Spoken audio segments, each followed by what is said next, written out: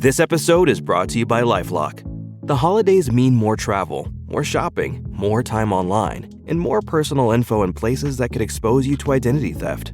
That's why LifeLock monitors millions of data points every second. If your identity is stolen, their US-based restoration specialist will fix it, guaranteed or your money back. Get more holiday fun and less holiday worry with LifeLock. Save up to 40% your first year. Visit LifeLock.com/podcast. Terms apply. I'm going to have to make a confession. I didn't used to hate Newcastle, but from what I've seen of all of their Amazon stuff and Eddie Howe giving it all the big un about Ten Hag and stuff, it's starting to develop.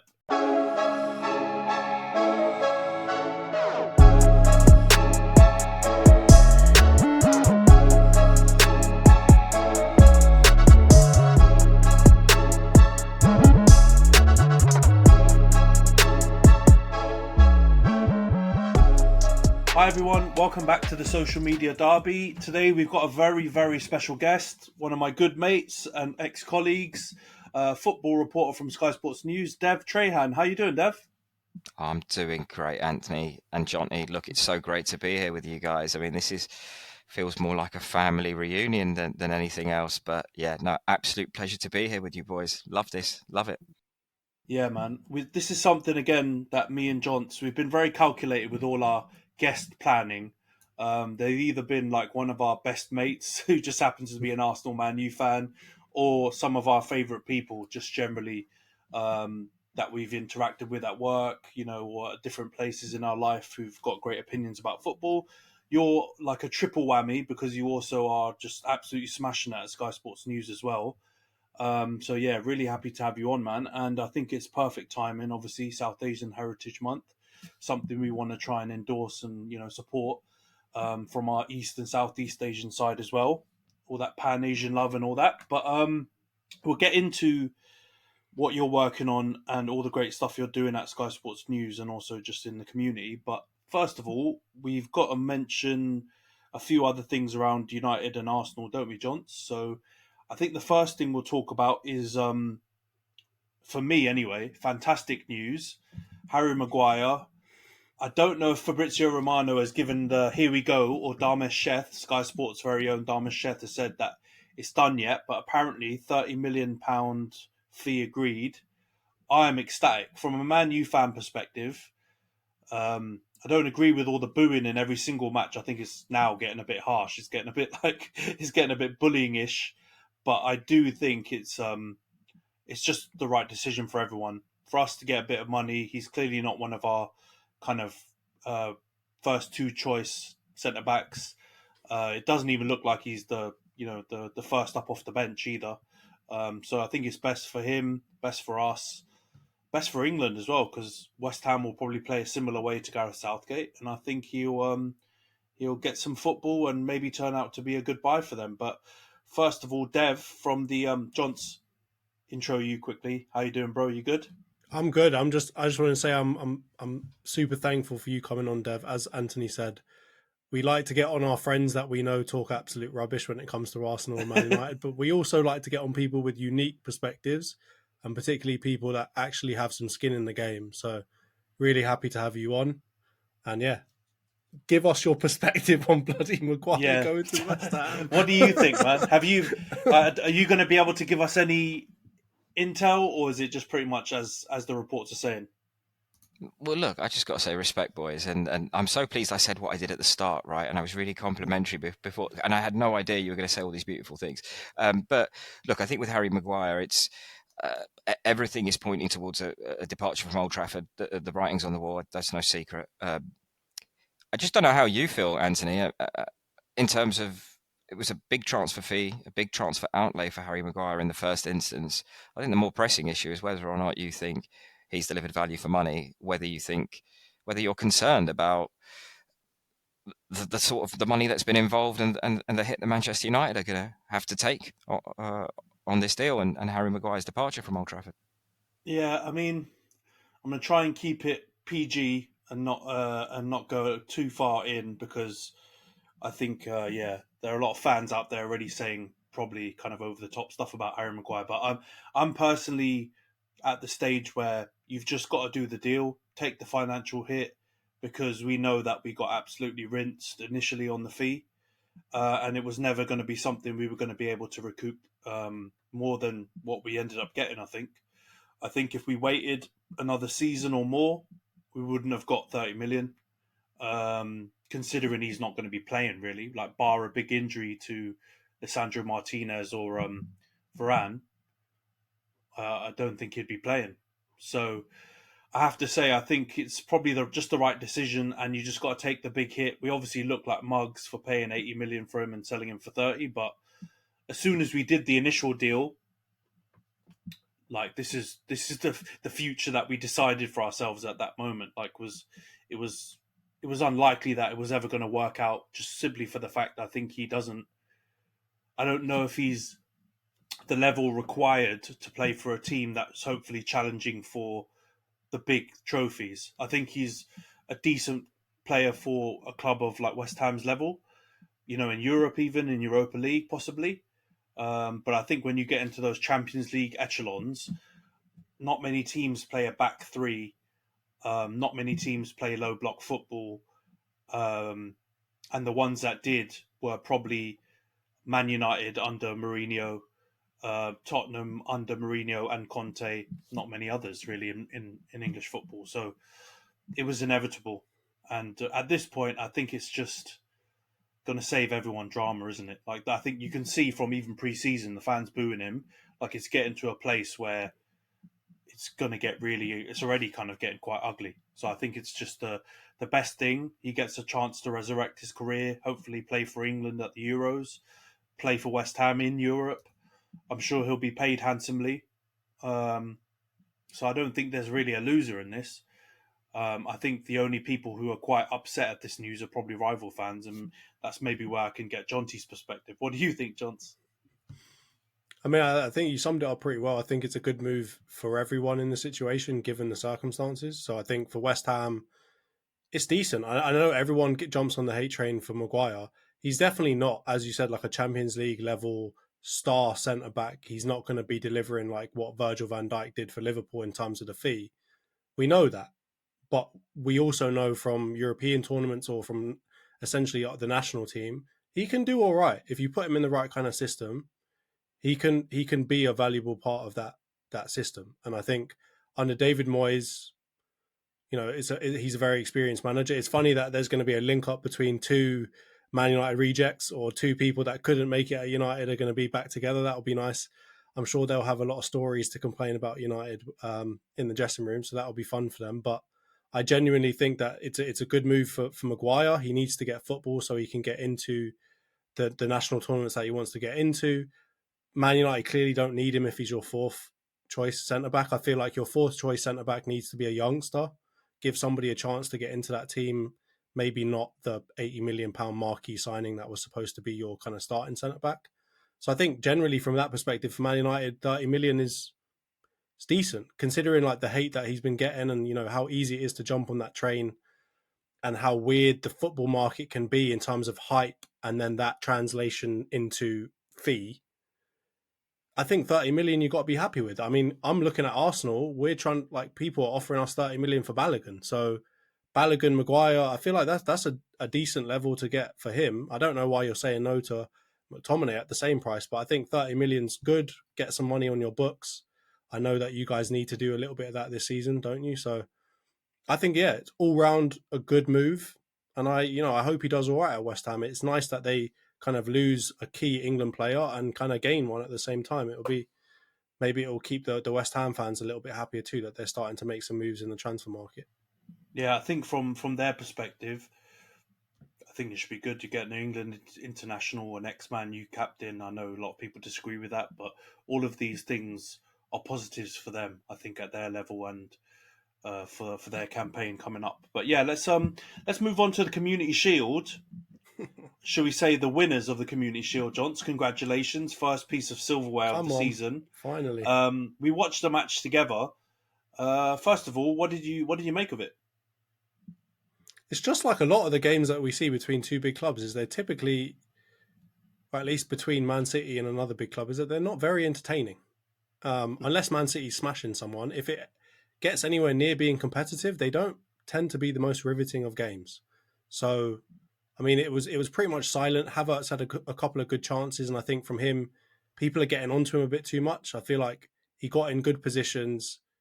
He didn't completely fluff it. It wasn't like a Nunes type thing where he's smashing it into like row Z.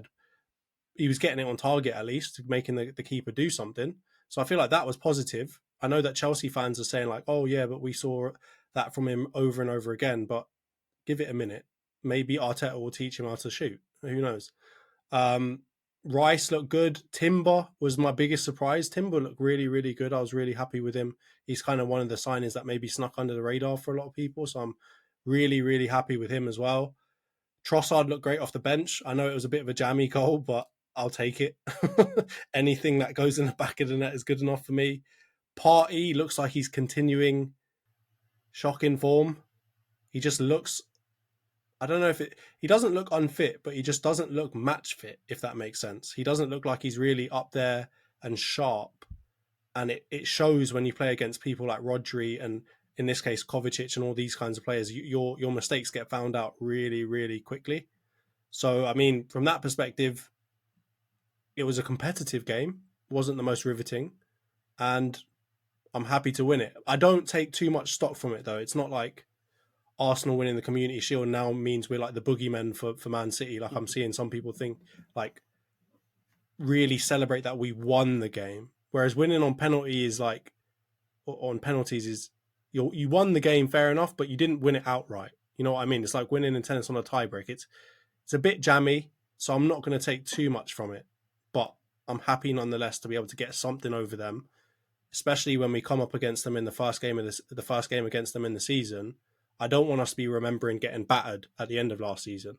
I'd much prefer us to remember getting a jammy win over them in the Community Shield. So that's kind of how I see it. I'm not sure how Dev you see it or Ant. Like, yeah, Dev, am I talking? No. I agree with a lot of the things you said, but yeah, Dev, what do you think? Did you get a chance to see it? What was your summary of the game? Well, look, I mean, I was actually working at the time. I was working on transfer breaking news. It's been a really, really busy week, but I did catch up with it. And I just think that, I suppose what I would say is that the charity Community Shield, I was about to call it the Charity Shield. Sadly, I'm of a vintage that used to call it the Charity Shield, of course. But the Community Shield is not an indicator at all. And Manchester City's record in the Community Shield in recent years hasn't been great, yet they've won the title more often than not. And yeah, look, I think with Arsenal, I think it probably will take a little bit of time for things to really kick in and really gel. And look, it's great to be in a position where you get you'll take it any which way it comes, right? If it comes off the knee, if it comes off the back, you'll just take the wins. You know, I think we've been through, or certainly I say we, I only say we because I live in North London and the majority of my friends are Arsenal fans, and sometimes I forget which company I'm in. But yeah, no, I think we've seen everything with Arsenal in the last sort of 10, 15 years, the glory years under Arsene Wenger, the dynasty, the transition from that, did he stay too long? Did the decline? Unai Emery. Did Unai Emery come in too early? Because right now, Unai Emery, he's on everybody's lips right now for what he's doing at Aston Villa. To seeing Arsenal, you know, put in a really valiant effort for the title last season and surprising everyone. I don't think anybody at the beginning of the season thought that there was, you know, that they were in contention for the title and actually outright clear leaders at one point. I think the drop-off is a little bit concerning, and maybe that's a sign that it evened itself out over the course of the season. So for me, Arsenal still have absolutely everything to prove next season, to prove that it wasn't an anomaly, to prove that last season wasn't a fluke. And I suppose you look at the way in which they've gone about their transfer business, they've shown real ambition. You know, you look at Timber coming in for big money. You look at Kai Havertz, who's come in for big money, as you rightly said, and I think he'll need time to settle and find his true position. Not sure if he ever really found that at Chelsea. And then, of course, you've got Declan Rice, who's come in for £105 million. And, of course, going back to your earlier point, you know, you were talking about West Ham and the deal for Harry Maguire, and are they holding Manchester United potentially holding out too much for Scott McTominay? But West Ham are on the verge of signing 3 top-class players, because James Ward-Prowse looks, as it stands, on the verge of completing a deal from Southampton, the captain of the club. You've got the potential there of for less than what you've received for Declan Rice. Of course, subject to agent fees, etc., and obviously higher wages over the course of the season. But it's not a bad way to replace somebody like Declan Rice with a Harry Maguire, a Scott McTominay, and the other midfielder as well. So that's just my I 2 agree cents with you, worth. man. I think it's nice to hear. It's nice to hear my amateur opinions validated somewhat by a proper professional in the football world. But yeah, I agree with you. I think the way, first of all, that match, it wasn't the best, but I wasn't expecting it to be. Charity or community shields, whatever you want to call them, have never been the most scintillating football. Essentially, it's a glorified friendly, isn't it? Really, it's like kind of your most important friendly just before the real season kicks off. So you, like City, I think have only played three or four games in the preseason, so they're behind everyone as well. So it's kind of it's hard to use it as a real barometer of what will happen in the actual season once it kicks off next week. But I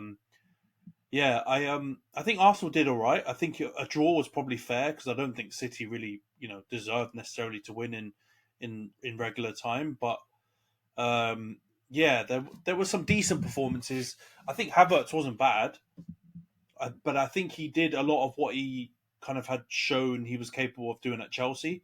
Held the ball up well, linked play up well, but just didn't have that killer instinct to put chances away. So I think the jury's still out on him. And the one that really stood out to me though was Timber. For him to play left back, not really a position he played at Ajax too much, and to do it like with such calm, and just he looked like he'd played there loads, and like he didn't look like he was a new signing. So you might see him feature in my predictions later on in the podcast, because I think he's top player. Very pissed off that you managed to get him and we didn't get him last season, but I see how he fits in Arsenal's system. I think he's an Arsenal player, and I think he'll be amazing. And from City's side, I don't think they're really offered much. I think their subs did. So I really liked them, and I don't like to say this because obviously they're big rivals of ours, but I really liked Foden when he came on. He was instrumental in the goal. I feel like I'm looking forward to seeing him get more time this season, because he is like the golden boy in a lot of senses of like the English game in that regard, that he's kind of been always touted on that similar Jack Grealish, Jack Wilshere hype from a long time ago, where people were comparing him to like Spanish counterparts in this kind of technical way. And he looked really good. I liked Cole Palmer as well. I hope he gets on the pitch a bit more. And I'm hoping now, with maybe some of the losses that they've had, and the fact that, obviously Bernardo Silva's probably getting on a little bit, that they're going to try and play some of these younger players, because they've got a great academy. Clearly, as we've seen, they've been selling all of them, all of their academy for loads of money over the last couple of years. So I'm looking forward to seeing Cole Palmer and Phil Foden get a bit more game time, because they were the most exciting things I really saw. Like Haaland was, he seemed to not be up to his best. Kovacic it doesn't seem like he's got that attacking threat yet. So I felt like they were the real bright sparks for City. But before they came on, yeah, you're right. It was, they weren't really offering a whole lot against Arsenal.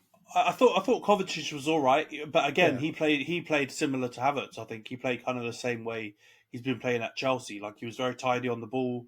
He kept it. Close control was good. He dribbled quite a lot, but he didn't make any kind of incisive passes or make any kind of penetration in the game, which I think is going to be the big issue for him, and he's going to need to develop if he wants to like fill Gundogan's boots, because I think that's basically all Gundogan was about: big clutch moments, making impacts in games.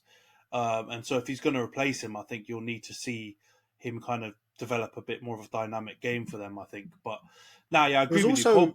It was also quite interesting that Kyle Walker was made captain, because all of the rumours you're hearing about him going to Bayern. He's going to stay though. No, he's going to stay now. Is that confirmed, or is that? I've seen Sky and Fabrizio Romano and all the ITK guys saying that he's basically agreed a new contract and he won't be leaving now. So that makes complete sense. Yeah.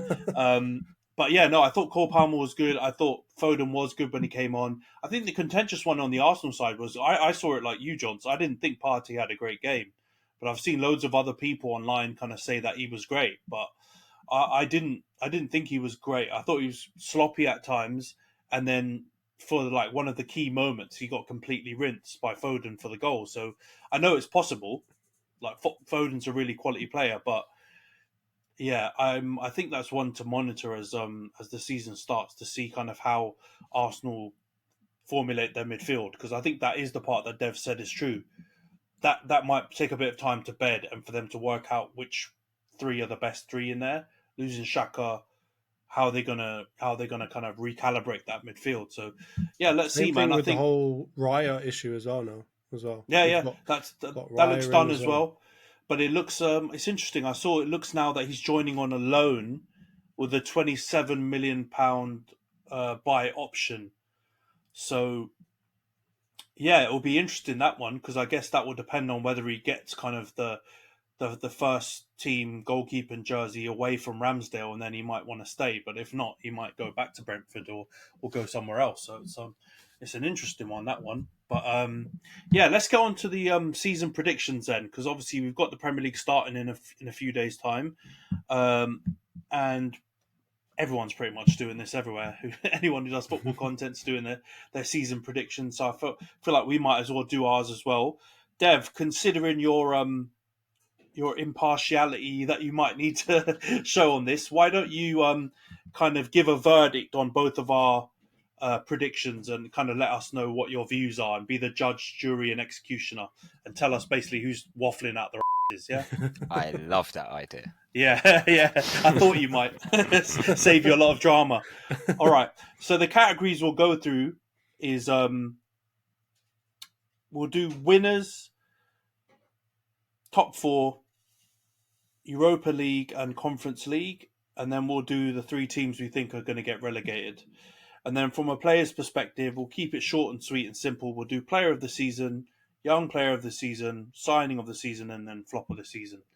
So, Johns, I'll do mine first on the team side, and I'll give short explanations as to why I think they are the teams that I've selected. So I think it's a no-brainer, and I think Man City will win the league this season, unfortunately. But what I will say is I have a very strong feeling that Arsenal will do what Liverpool did and push them to the last game of the season. And I think it will be really nip and tuck.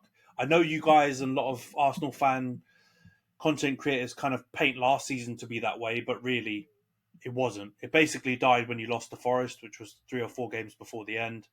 And, you know, the points tally was looking respectable because City basically sacked off the last few games of the season to concentrate on the FA Cup and Champions League. But I think this season, you guys will push them right until the last game, maybe even the last few minutes like Liverpool did. So I think that City will be winners. I think Arsenal will come second, as I said.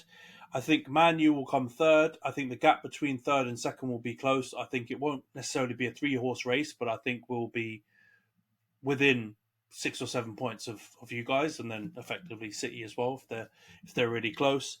I think fourth place is the one I've really struggled with, because Newcastle, I'm not sold on what they've done, and I don't know if they can juggle both Champions League football and, you know, another charge to top four.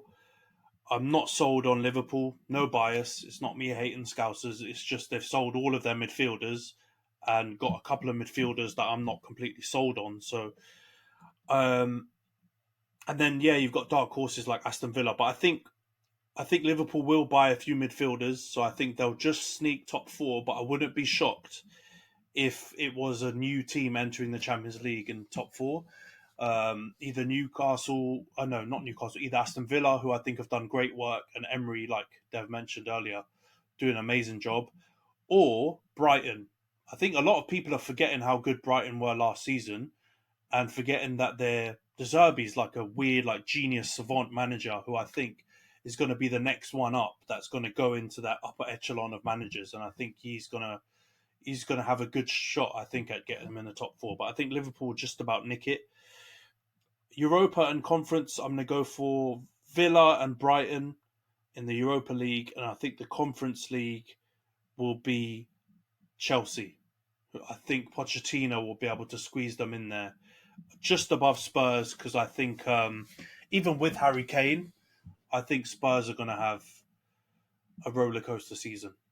And I think they're going to score loads, but I think they concede bucket loads. And I think it'll be, just blood pressure in Tottenham was going to be through the roof, I think, this season.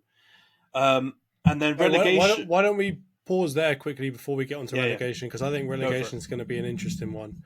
And Go on, I mate. You hate give to me say yours. this because conflict creates or attracts views, but we don't really care about that on this podcast. So I'll say I've got the same winners. So I've got City going to win it. I think they're going to start slow. I think Jack Grealish will probably still be drunk from last season's victory wins.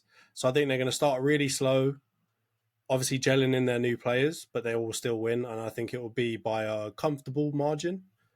I think for Champions League, I think Arsenal will come second, but I don't think it will be close. I think we will be at least high single figures away from them.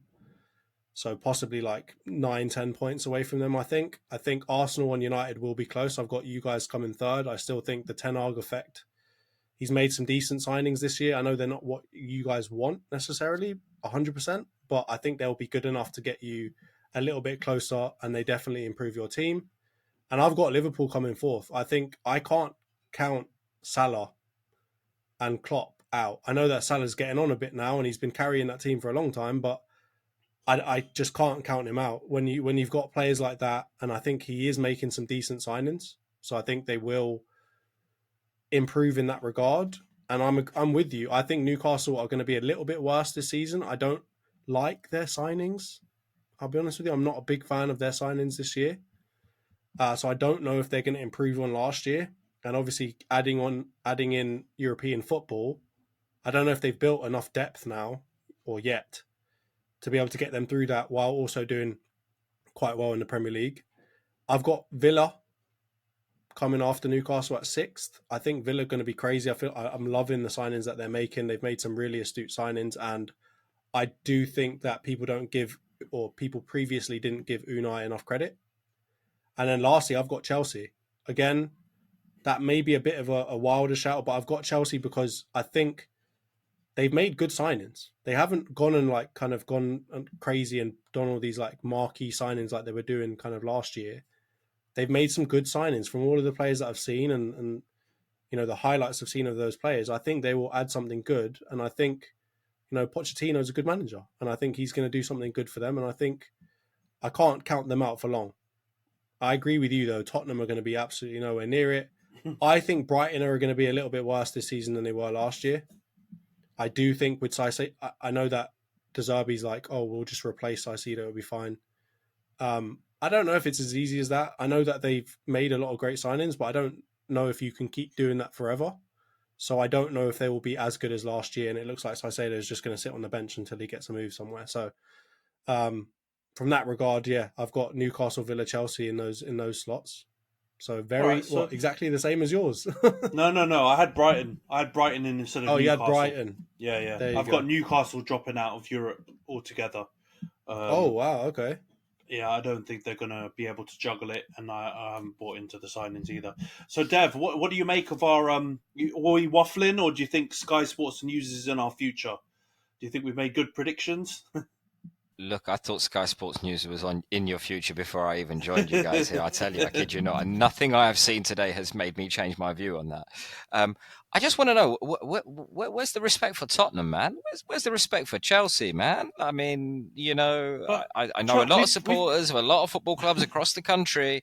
And I think, Ange Postecoglou and his boys, and I think Maurizio Pochettino, and a lot of the Blues fans, I think they're going to be wondering, maybe why they've been discounted from this. Give me your views on that. Dev, here's the perspective. Yeah, I think Chelsea will be good this season, but the turnover of players plus new coach with drastically different style, I think if they get Europa League, they've had a great season. And I think I've just put them in Conference League, which I don't think they'll be a million miles away. I wouldn't be shocked if they got the Europa League. But I think at the moment, looking at what they're doing, even if they got Caicedo in, they don't have a striker. Or they've got Jackson, I know the young lad, but they haven't got a proven striker, shall we say. So I think It's it also might a lot of injuries. They've already got Nkunku. He just got, wasn't it announced yesterday that he's out for a while now again? Yeah, and 4 then months. Yeah. Fofana's out again as well. So I feel like those are two. They're supposed to be pretty crucial players for them. So I feel like that worries me, and maybe that will affect it. And then adding to it, yeah, the bedding in. We saw it with like, not to compare too much and go into like hyperbole, but Nottingham Forest last year. Like when you buy that many new players, it's not always easy to gel them in quickly.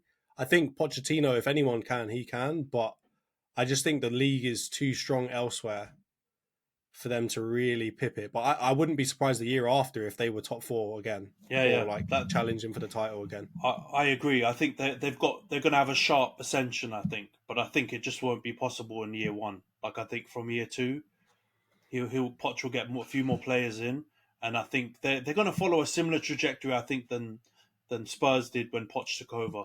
I think they just missed top four right in the first season with Poch, and then they got it, and they were consistently in their title challenges, and Poch did his magic. So I think that's coming, but I don't think it's happening in year one. And Tottenham, I have no reason to hate Tottenham, right? John does, obviously, but I don't. And I live just around the corner from them. I've got no problem with them, really, but I think their transfer deals haven't bridged the gap. And I think the problem they had last year was mostly in defence, and I think they've bought one young Mickey van der Ven defender. I don't think that's the solution. So if they were to sell Harry Kane and buy two world-class defenders and get, a young striker to fill his boots, I'd say they might have a shot. But I think most likely what will happen is they'll keep Kane and probably not do anything substantial in defence. And so they'll score bucket loads, but they'll be just as shambolic in defence, I think. Yeah, I agree with that. But yeah, sorry, go ahead, Dev. Yeah, I think with Spurs, I think they're definitely in the market for at least one more defender. From what I understand, and they have picked up a young defender from Blackburn Rovers as well, who's probably won a bit more for the future. I still think there are sort of defenders there that may not have a future, the likes of Japhet Tanganga, etc. And I don't think the discussion around Clement Longley is completely dead either with Barcelona. So I think that there could be some movement there to reinforce the spine. But going back to your predictions, I think two other things I'd probably say is I think the one real difference is it's the tune question, because one of you's got Newcastle in Europe and one of you's got Newcastle dropping out altogether. And I think if the Punjabi villains were listening to this and didn't hear Unai Emery and Aston Villa involved in this top 4, top 5, top 6 conversation, I think they'd have something to say about that. Are they in there? Both of yours? I've got them both at of us. 6. Oh, okay. All right. I think I've got them at fifth or 6th. I think them and Brighton are going to be the two non-traditional top 6 teams that are just going to. I think I wouldn't be surprised if my team caught spankings off both of them. I think they're going to do upsets. I think they're the team that are going to be the boogeyman and beat a couple of big teams. And I think, again, they're going to have an issue with bedding in someone like Pau Torres and some of their newer signings, of course. But I liked their team last year. I thought it was definitely underachieving before Unai Emery came in. And now I like it even more.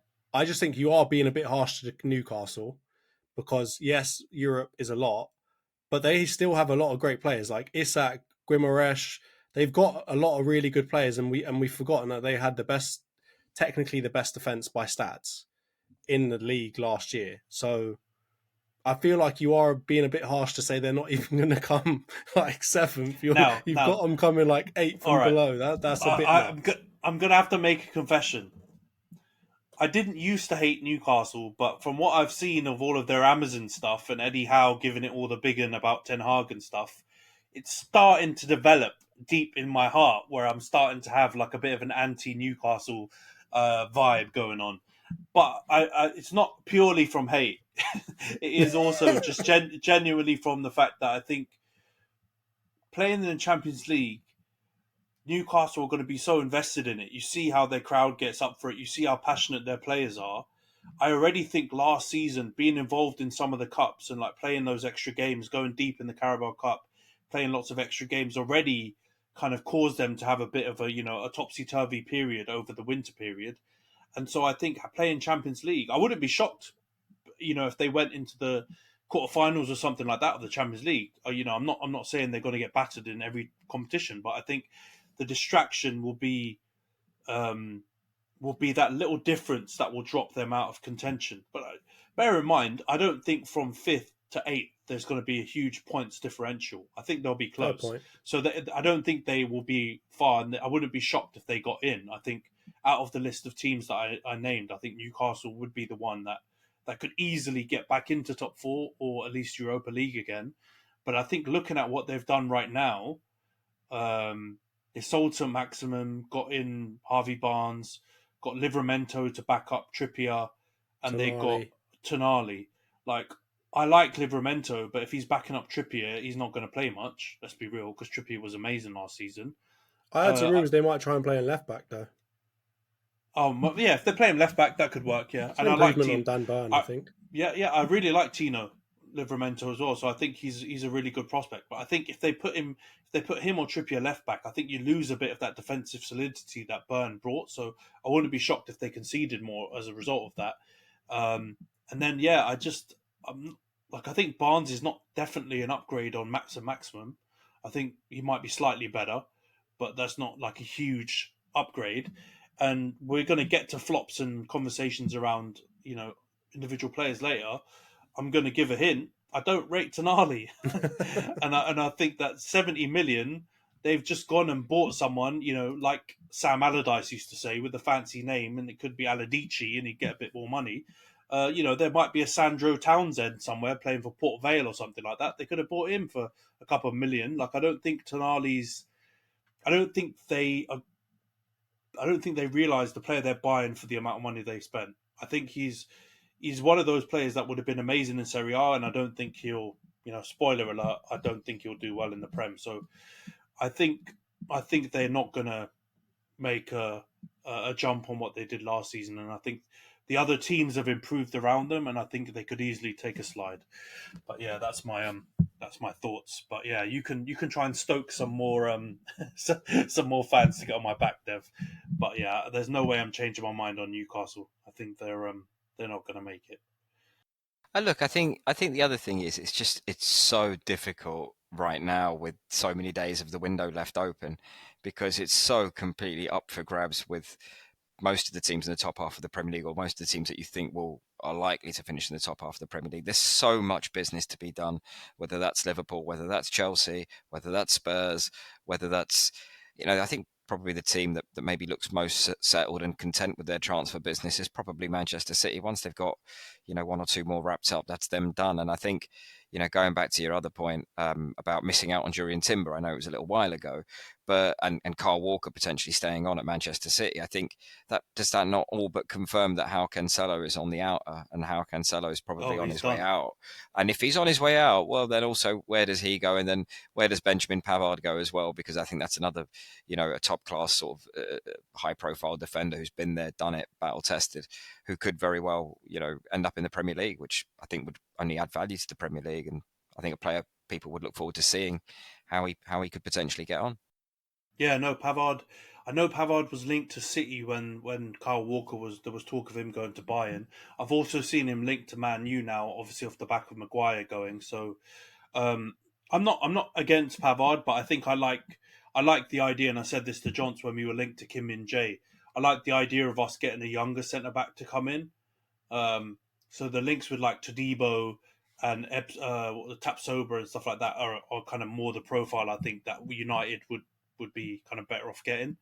It's a shame you couldn't get your hands on old Disasi. No, I'm happy that we didn't get him. Really?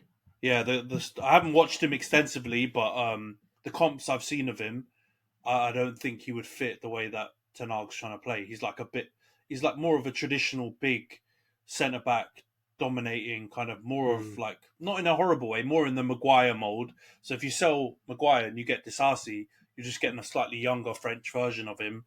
You're not really changing. I feel like that's so harsh, but okay. No, but Maguire's a full international. He's a good player. He's been sold for 30 million. It's not the worst. I know the fans all think Maguire's useless now, but I think going down a different route to Debo's, the Tapsobas, the younger, more mobile, quicker, good on the ball defender is what Ten Hag wants. So I don't think there's a Pavard would fit in with that too. I just think age profile would be kind of I don't know if that would fit in, but I think he'd be good to come to the Prem for sure. Like let's get into the relegation teams then. I think Sheffield United are on a prayer to nothing. Like they're selling all of their players and they're not buying anyone. So I think sadly they're doing the elevator journey. They're going up, just straight come right back down again. I think they're certain to go down, unfortunately. I think sadly Luton will also go down. I think they're a good story and they'll rumble a few teams at the stadium, but I don't think they'll have the quality to stay up. And then I think the third and final one, it might be a bit of recency bias, but seeing this stuff going on at Wolves, it's completely shaken my confidence in that team and that club, because I think Lopetegui was amazing last season. The job he did, he was up there with Emery in doing a mid-season job, coming in, saving them. They played all right football. They did a really good job to get out of the predicament they were in. But for him to leave and all this stuff I'm hearing about them not having money to buy anyone because of FFP, selling Jimenez for I think like under 6 million to Fulham, selling Neves to Saudi Arabia, a bunch of players like contracts expired. I think Traore left, Moutinho left, and now the manager's left, and I think they've got Gary O'Neill. I was talking to you earlier, Dev, and you mentioned how good he is as a youth coach. That's probably their saving grace. But I think the stability Gary O'Neill got during the season when he took over last season at Bournemouth, and the faith that was shown in him when it was a bit risky and he was losing a few games, I think I wouldn't be shocked if Gary O'Neill got fired within the first half of the season if things didn't go well straight away. So I think Wolves are going to be my third team going down. Sadly, got nothing against them, but I think it looks like they're the crazy gang in this Premier League season. What do you think, Johns? So I've also got Sheffield United. They've lost loads of their players. A lot of them were on loan anyway, so a lot of them have just gone back to their own clubs and they haven't been able to replace any of them, or they just haven't replaced any of them. I've got Luton as well. I would love to see Luton stay up because they're quite close to where I am, so I'd be able to go and see a bit more Premier League football. That would be nice. But I don't know if they've necessarily got the quality to stay up. And I think quality at the end of the day doesn't lie.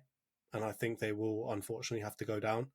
And I've got a shout in there because I don't want to be controversial too much, but I have a really weird feeling that Fulham are going to go down. And the reason I say that is because they did really well last season, like obviously massively overachieved. But I don't know also if they've got the quality to stay up, because it looks like a lot of their, some of their better, or not a lot, but some of their better players, like Mitrovic, for example, aren't super happy. I feel like there's going to be a bit of a calm down after last season. I know that they have still got really good quality in certain places. I still think Leno's a top tier keeper. Paulinho obviously was one of the best DMs in the league last season. He was really, really good. I feel like there's going to be maybe a slight deflation after last season. And I don't know if they've made enough moves to improve their team significantly. I know that they looked into, obviously they've got Jimenez, but he obviously wasn't great last season.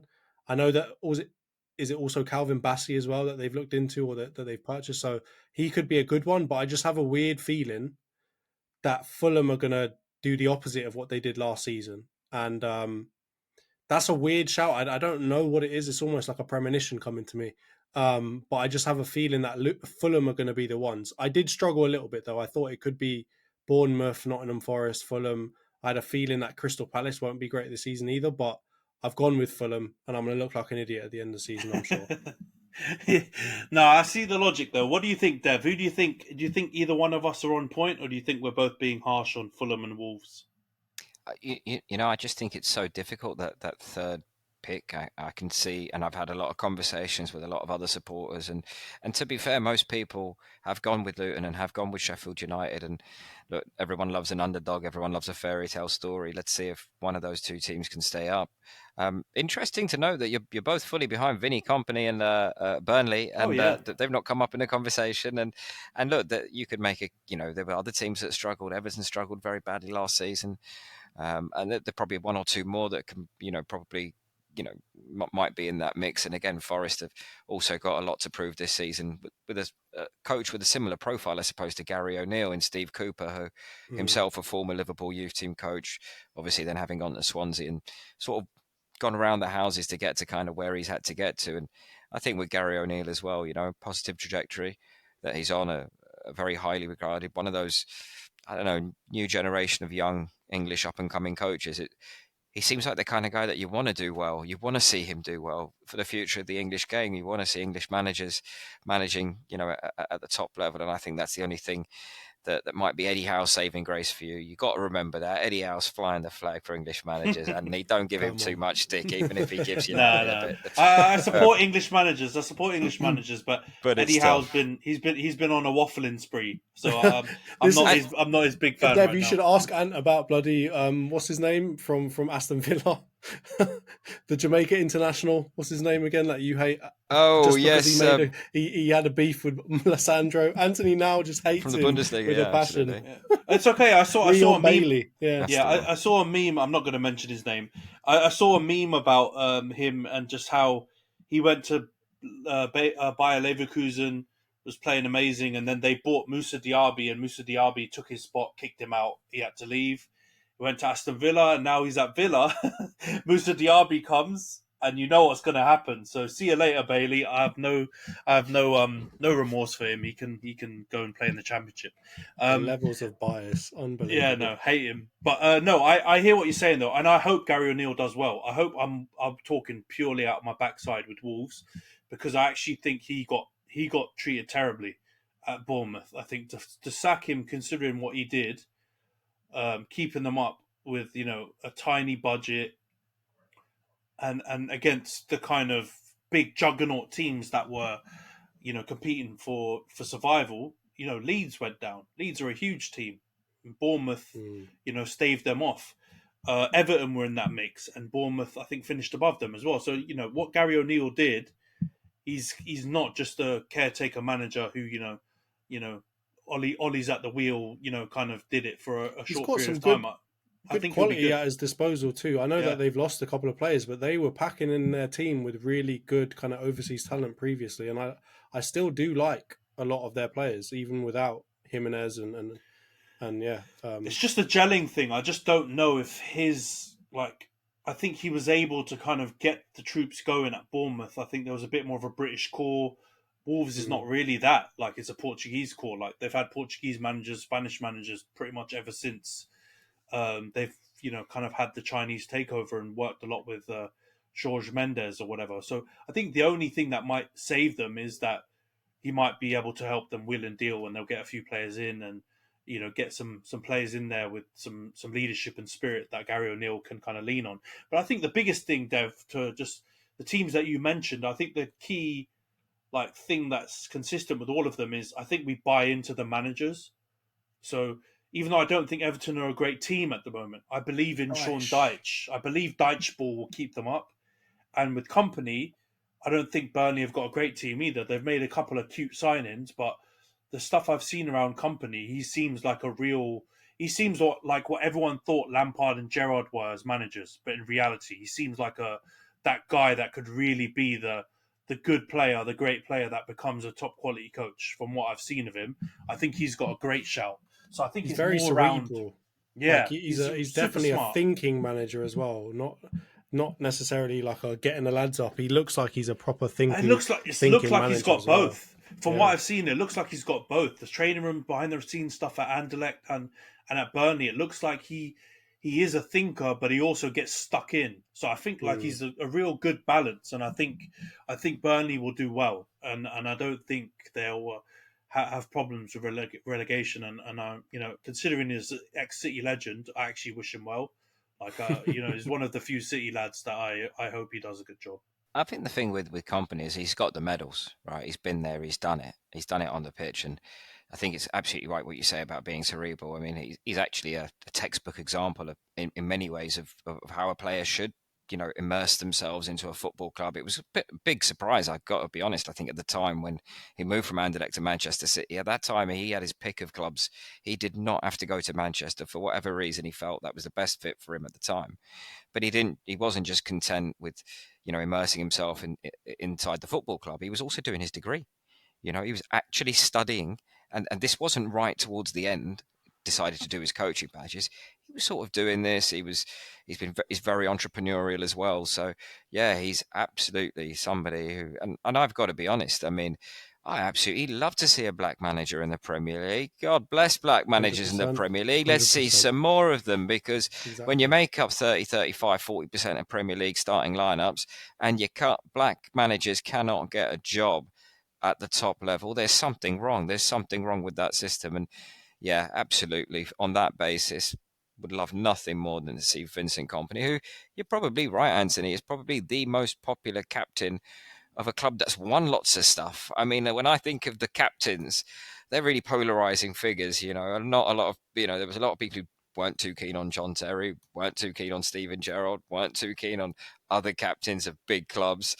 But actually, Vincent Kompany is the one that I suppose most supporters really quite like, guilty pleasure, if you like, even for a United fan like Anthony. Unbelievable scenes here today. Yeah, I still remember. That's a really good. I still remember seeing I think it was leaked out of the dressing room. Like, Sir Alex Ferguson did like a planning, like he was mapping out his future Man U team, and the centre backs to come in behind Vidic, Ferdinand, and that crop.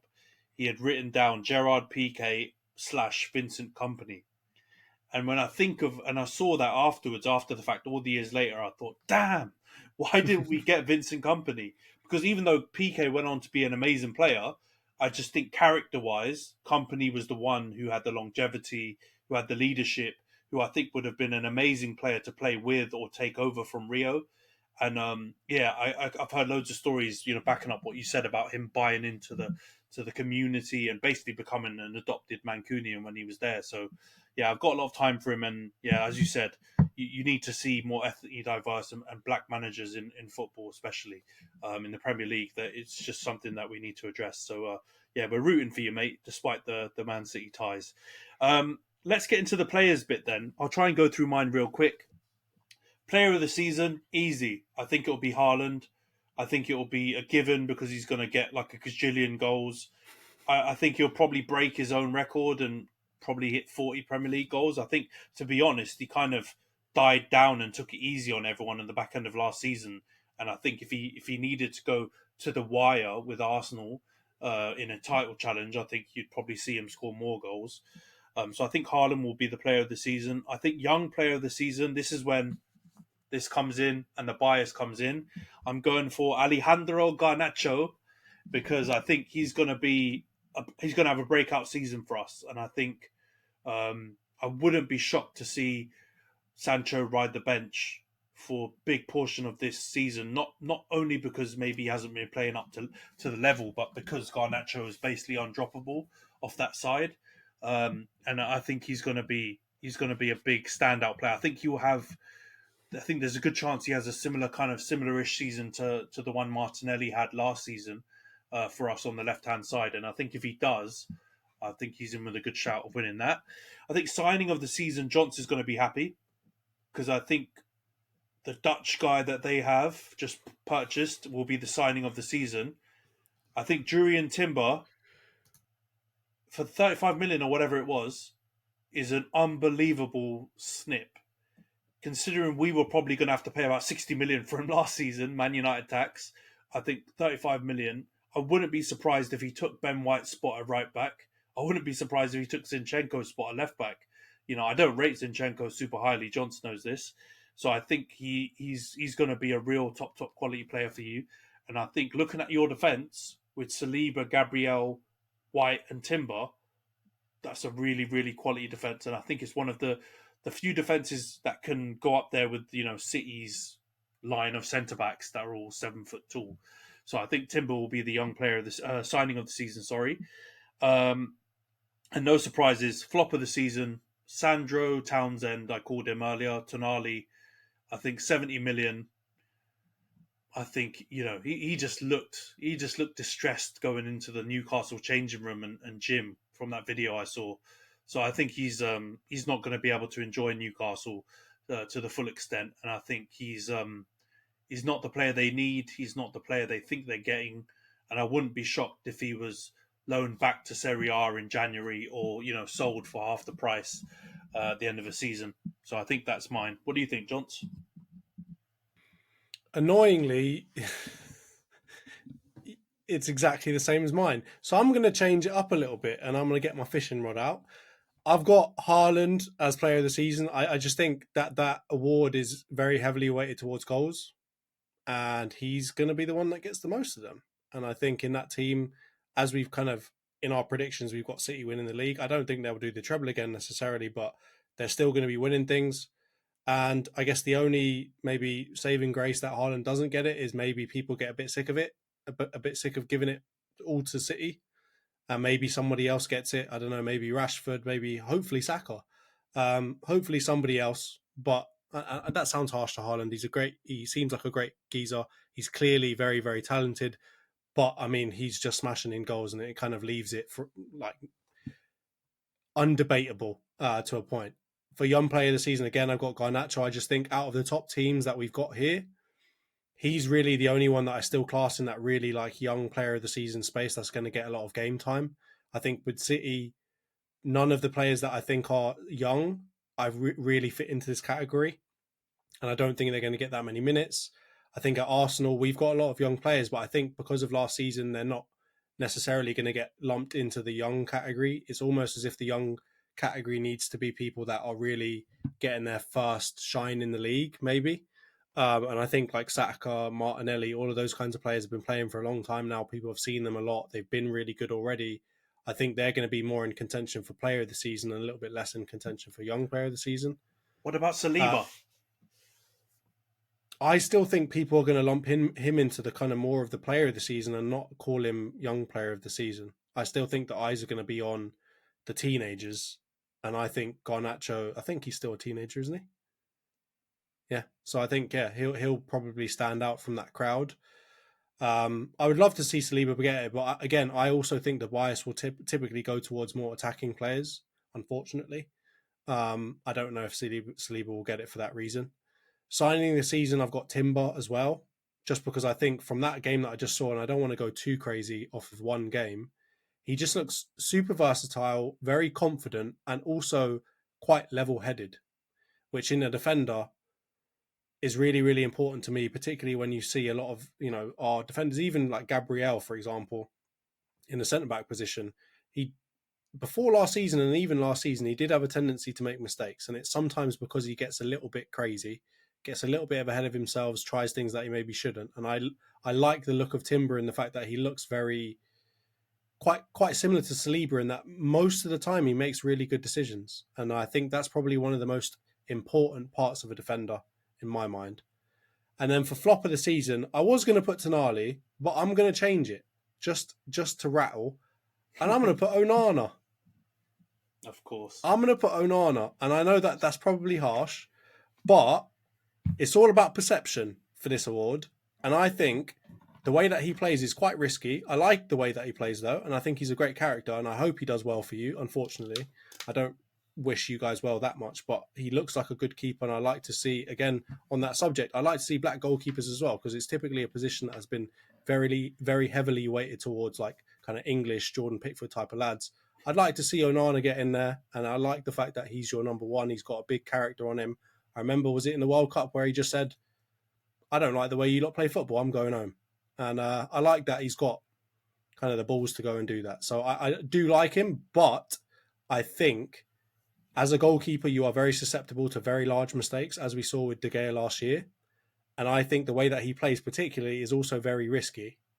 And I feel like there's going to be a couple of clangers. And I think, generally speaking, that's going to like stand out.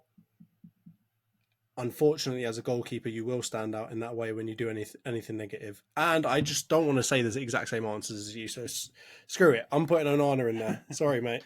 Fishing, absolutely fishing. You could have come up with a better one than that. Dev, what do you think though? Do you think we're being Do you think there's anyone we're missing maybe from the player of the season, the young player of the season shouts? I've got a colleague who's I've got a couple of colleagues, quite a few colleagues who are Brighton fans actually at Sky Sports Towers, and I'm not going to reveal which one it was, but I was having a conversation with him about just how exciting it is for Brighton and Hove Albion as a football club, and that evolution going from the Goldstone Ground to the Amex Stadium to going to via Graham Potter and buying and selling Cucurella and now De Zerbi and heading into Europe.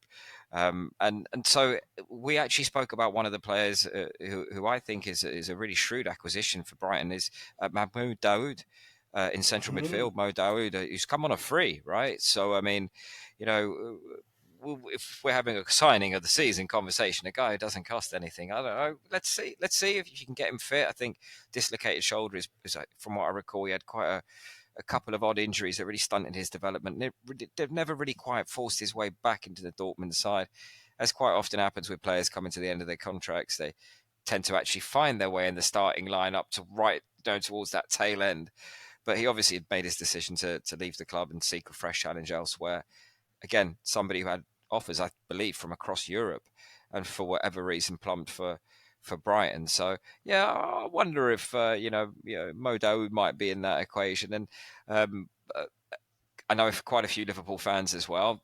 I think they might be quite surprised that neither of you said Alexis McAllister in the signing of the season. But one player that they have been, or one or two players that they've been telling me to watch out for is Curtis Jones, who's done really well, for England under 21s, and his game has sort of come on a little bit. And Liverpool are very short in midfield, and on that basis alone, you'd fully expect Curtis Jones to get a lot of game time next season. And I think there might have even been some suggestion that he could play as a 6, as well as an 8, as well as a 10, as well as playing off the left. I mean, he's a really versatile young player. And Ben Doak apparently has been really, really good in pre-season for Liverpool as well. And, if it's a long, hard season, if there's 10 or 15 minutes left to go in the game and you're looking for an impact sub, that kid's a greyhound. He's a racehorse. So yeah, maybe he's a real wild card, dark horse, young player option. I actually want to put another one into the hat for signing the season too. I feel like this one might have gone under the radar as well. I think João Pedro. No, I was about to say him. We saw him at Watford. He's class, and apparently for them in the friendlies, he's been amazing as well. So I wouldn't be shocked. You could be right, Dev. This is what I'm saying about Brighton and De Zerbi, though. Like, I know what John's saying about, the constant churn of players. At some point, it's not going to work. But looking at who they've got in, looking at the few players that they've lost, looking at that manager, I've bought in to Brighton doing really well again this season, honestly. Like, I'm not going to say they're one of my, second teams, but because they've spanked us a few times and I've not liked it. But Dahoud, I think, is a great shout for free. I think he could slot into the McAllister role. I'm not buying the McAllister hype. Sorry, Dev. I'm not buying that. Sorry. I don't think that was a great signing. I like the Curtis Jones shout, though. I think he could be he was on fire at the back end of the season. And I feel like he'll do well in their midfield. Actually, I want to hate Curtis Jones, but I can't. I think he looks a good player, and I really like. Who we haven't mentioned though, who might be up for young player is Evan Ferguson for Brighton. I think he looked really good back end of last season before he got injured, and I think I'm just totally on the Brighton train. I think they're going to be good this season, and I think they've got a bunch of shouts for young player signing of the season. Not maybe quite player of the season. I don't think they'll be in those combos because I think Johnson's right. It normally goes to top scorers, title winning players, stuff like that. And I don't think they'll quite make that level. But yeah, I like Brighton a lot. I think they could do really well. And I just think to complete the Brighton loving, I mean, they've got the ultimate club man, the Premier League legend, the man who won't go away, James Milner.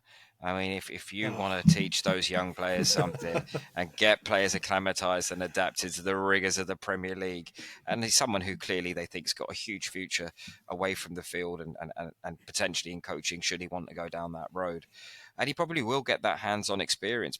That's probably one of the reasons why he's plumped for Brighton. The fact that he will actually get perhaps what Jordan Henderson's been promised by Steven Gerrard, the actual opportunity to really, hands on and really get stuck into that coaching journey a little bit earlier than perhaps you might expect. So yeah, I mean, lot to like about Brighton and Hove Albion at the moment. Yeah, you're making it really hard though with all your Liverpool and ex-Liverpool shouts, man. You're making it so hard for me. I thought he was going to say Danny Welbeck. I was about to say, go on, Danny Welbeck, class. I was thinking Lewis Dunk. I was thinking loads of different players, and then when you said Milner, I was like, actually, that makes a lot of sense. And to be fair, I don't really mind Milner. He's a grafter. He's had an unbelievable career to play that long. He's still probably one of the few players that puts a shift in and runs and probably gets 12, 13 kilometers a game, even at his age. So yeah, I hear you though on that shout. I think he probably will integrate into a coaching role at Brighton. That's maybe something that's been promised to him.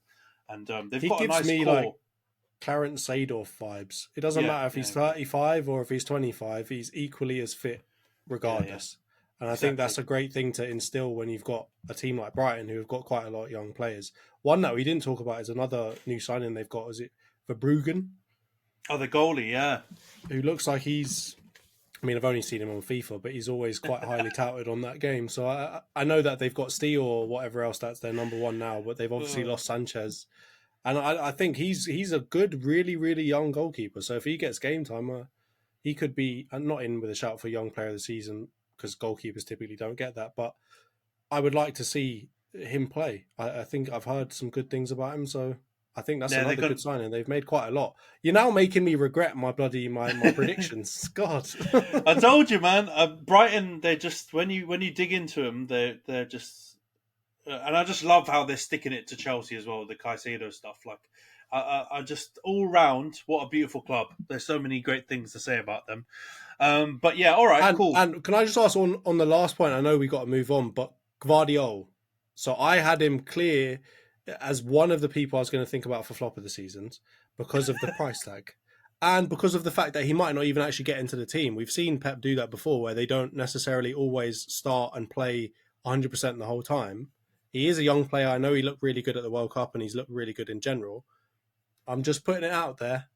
Dev, what do you reckon of Gvardiol? How good do you think he's going to be? How much could he even improve what is almost an impenetrable defence?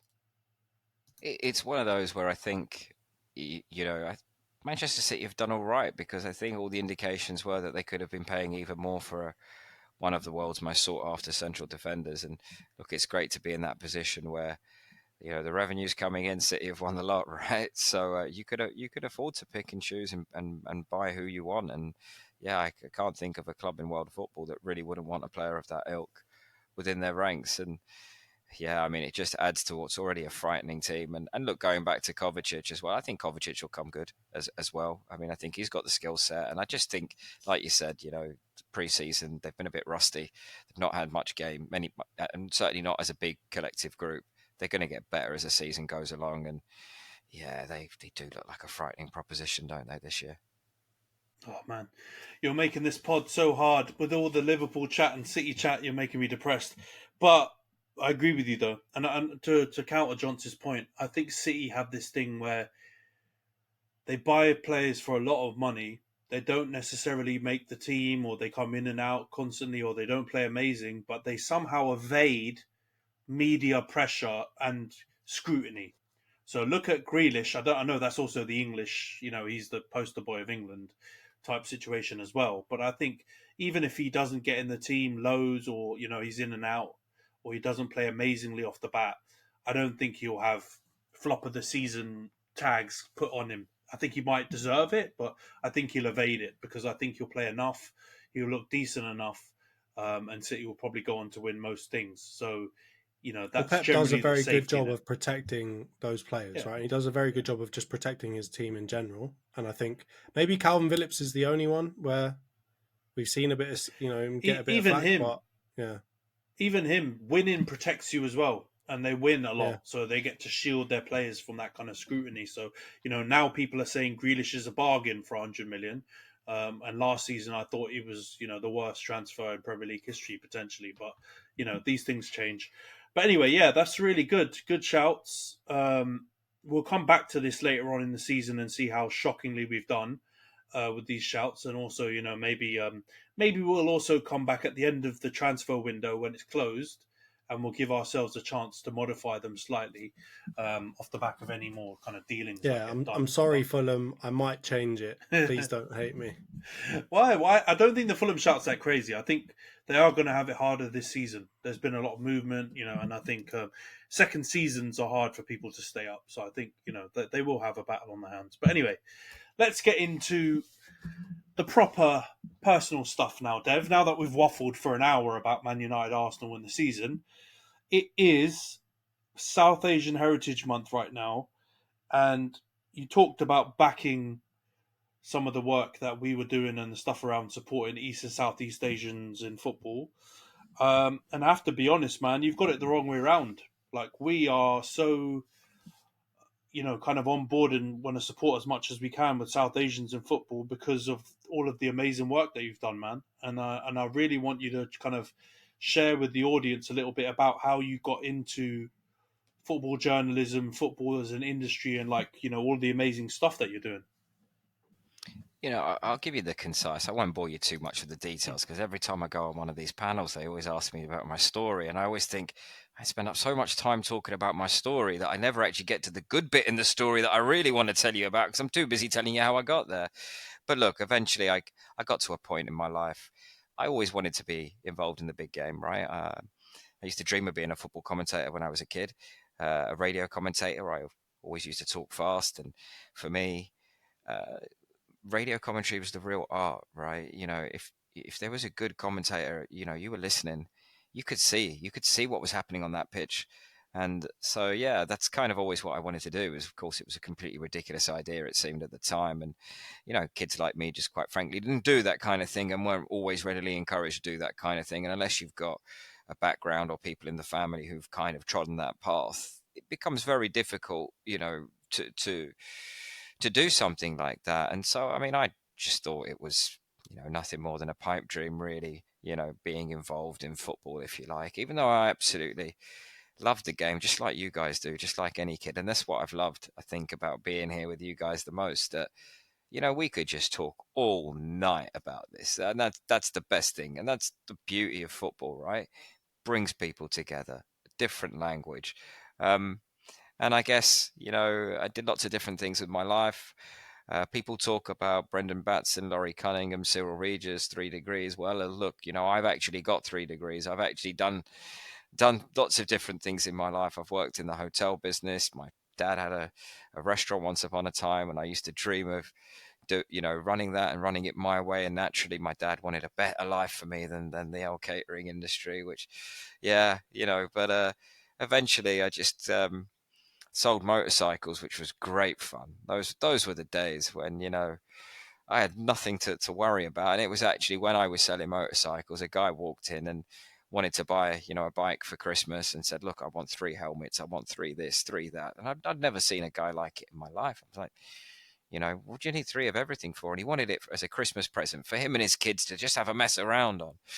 We talked about football. We actually spoke about Arsenal, and I mentioned Arsene Wenger, and he said, yeah, I know him. And, comment went totally above my head. He gave me his card. I left it on my desk. A few days later, I had a look at it. And I Googled him, and I realized that he'd represented half of the England team. And he'd represented this striker who wasn't, really that much talked about at the time. He'd had a few difficult loan spells, one at Leicester, I think, one at Norwich, I think, maybe even one at Leyton Orient. Turns out that was a guy called Harry Kane. And now Harry Kane is a completely different proposition altogether. It was little things like that. It was seeing Manish Bhasin, seeing my good friend Dharmesh Sheth, who once upon a time I used to watch on the TV just like the next man, giving his old transfer updates. He was so good at it then. He's even better than that now. Seeing those guys, combination of different factors in my life, I just didn't want to have any regrets. I didn't want to die wondering. I'm not going to die wondering. And So I found a course, an MA in sports journalism. Somehow the course lead took me on. He was a guy called Dr. Dara Minogue, and I don't think Dara Minogue realized at the time that he was about to change sports journalism as we know it in this country. And yeah, I guess the rest is history. I was the oldest guy in my class. I was the first one to get out at Sky Sports News. I've really I had a lot of life experience. I've done a lot of stuff in my life. I've seen a lot of things in my life. And actually, that's what's put me in the best stead for it, I think, for this kind of thing. And you get into a place like Sky. It was the first sort of paid journalism I got, which is unbelievable if you think about it. I mean, most people have to do the hard yards, I suppose, or, no one's journey is the same. It's not a linear journey. My journey, I just happened to get that break and, felt like I really had to prove myself every single day. And, 9 years, 11 months, and 21 days later, I still feel like I got to prove myself. And yeah, and that's because I've got high standards. I've got high expectations of myself. I don't need anyone to put pressure on me because I put a huge amount of pressure on myself and used to do the jobs that people hated. Once upon a time, believe it or not, women's football wasn't the big thing back in the day. It's grown exponentially. It's grown massively. It's a huge opportunity, not just for women, but for men. And of course, there are real issues within the women's game, as we know, as documented by Karen Carney in the Independent Women's Football Review ordered by government, recommendation number 4, which is called for the Football Association to urgently address the lack of diversity in the women's game, both on the pitch and off the pitch. But yeah, all of those things, doing women's football and putting my heart and soul into it and meeting those players and was just incredible, because I used to interview men's players and you couldn't get much out of them. It was very difficult. You've always got a press officer over the shoulder, but the women's game at that stage wasn't quite the women's game it is now, which is a lot more sophisticated, a lot more professionalized. It is becoming more and more like the men's game in many, many ways. And different people have got different views on that. I think the women's game needs to be the women's game. And needs to be treated as the women's game. We could take the best bits of the men's game. Why not? But there's a lot about the men's game that perhaps you really don't want in the women's game. So all of that kind of brought me to sort of working on issues of diversity, I guess. Look, I'm from a diverse ethnic background, and, typically in this industry, it's, not too dissimilar from football management in England, right? I mean, it's actually it's a lot better now, but, diversity has been a challenge. Retention has been a challenge. Getting journalists from diverse ethnic backgrounds into positions of responsibility, where they're actually commissioning and actually making decisions that really affect the business. That has been a challenge. That remains a challenge even now. But yeah, always did stuff around diversity. That's why I'm really pleased I had a chance to celebrate with you boys about Vinny Company, because I used to do loads of stuff around the Rooney Rule, black managers in the game, and again, I still never understood it. And when I started out, there wasn't this. When you look at black goalkeepers, you mentioned it earlier, John T, but actually that is changing, and that's changed in front of our very eyes in the last 5 to 10 years. But when I kind of first started out, it was still very much that, where are the black keepers? Literally, we were looking out for them. They're a lot more commonplace. It's a lot more normalized. But yeah, look, I'm a British South Asian. I love football, and I guess it's no surprise really that most of the work I do now is British South Asians in football. I mean, why didn't I think of that earlier? Honestly, I'm kicking myself.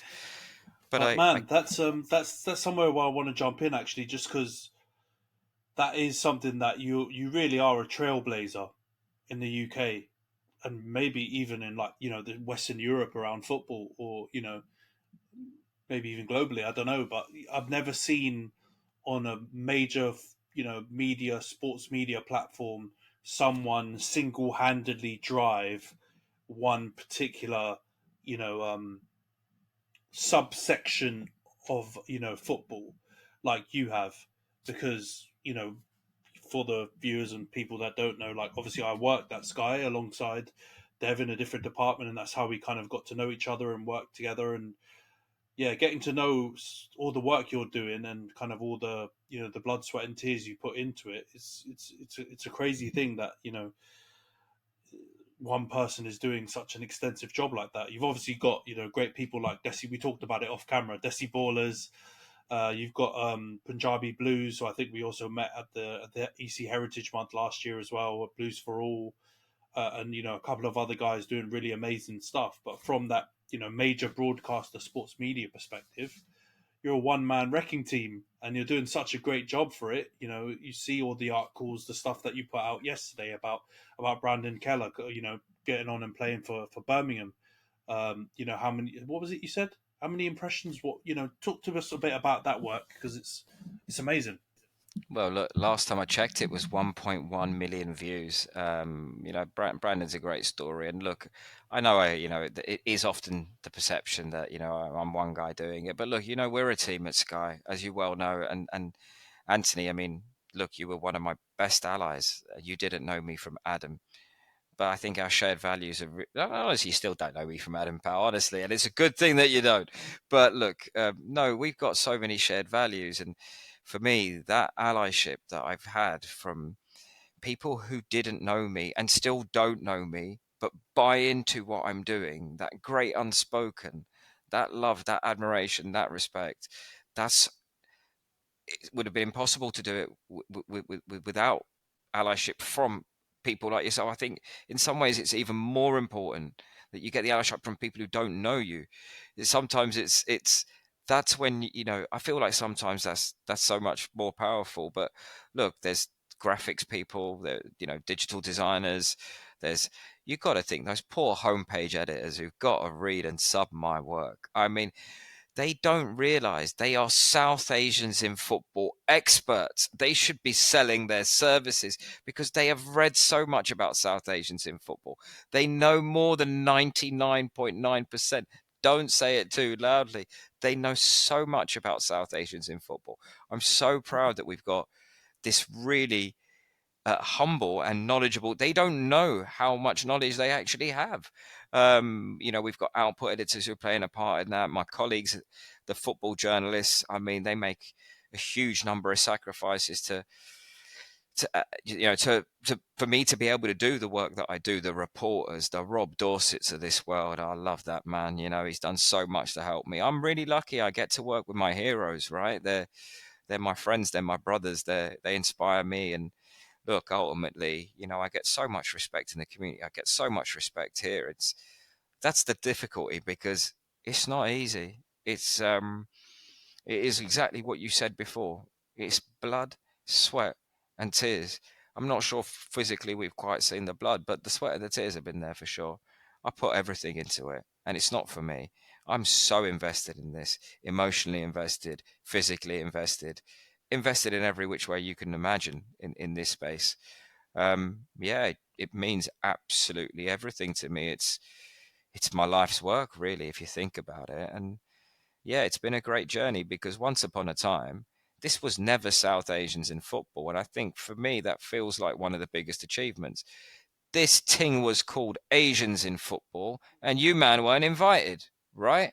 Because people were talking about brown people in football, and they was calling it Asians in football. And my whole view here is Asians in football must mean Asians in football. And that means people all across Asia, and not just the Indian subcontinent. If you do want to talk about the Indian subcontinent, and I do believe we should be talking about it, well, we should be much more specific around terminologies. They've done us over with this term Black, Asian, minority, ethnic. Thank God we binned it off. Ethnically diverse is certainly much more respectful. I'm not having Asian, Pan-Asian. Look, you are my Pan-Asian brothers. I absolutely love you boys. And there will be a time when Pan-Asians in football will rule the roost. But I tell you what, before then, we both have to, our communities have to go on this journey, and we've got to have each other's backs. South Asians in football must be recognized. South Asians are the largest single ethnic minority group in this country. They account for 25% of the world's population. I was people from South Asian heritage, South Asian backgrounds, and mate, we're the global majority here. Look at this room. I mean, maybe, I don't know, but I feel like we are. There's 1.4 billion in India. There's 1.3 billion in China. So, I mean, you just look at that. I feel like somewhere between 45 and 55% of the world's population sits right here in this room almost. It needs attention. It needs focus. It hasn't had it. I like to look at the lessons from other diverse strands in the game. I've learned so much from John Holmes, of one of my heroes. I love talking about that guy. Sports LGBT think tank. Spent 20 years at Sky. Absolute trailblazer in this space. And great to see him coming on to Sky now and talking about Jake Daniels. That was one of the best stories that Sky have done around diversity recently. And it had absolutely nothing to do with South Asians. I absolutely love that. And look, I've learned so much uh, from women's sport, and those lessons from women's sport. And I guess it's no surprise that now I'm the country's only dedicated spotter of South Asian female talent. I'm an FA level 2 scout. And I think the interesting part of that, which maybe we come on to a little bit later, is I've been asking for the stats and the data around South Asian girls playing in this country, around black girls playing in this country. I've been asking for it for years, and I've not had it. I've not seen it. I've seen the film Bend It Like Beckham, just like the next man and woman. I wanted to know who our girls in the game were. I knew a few of them. I knew a handful of them. And we always we mock that. Desi Borders and I mock that term, a handful. When you don't know, you just say it's a handful, right? It's a few. It can't be too many you don't know. Call it a handful. Nobody could tell me who our girls in the game were, the girls who looked like me, the real life Bend It Like Beckhams. I had to go and look for them myself.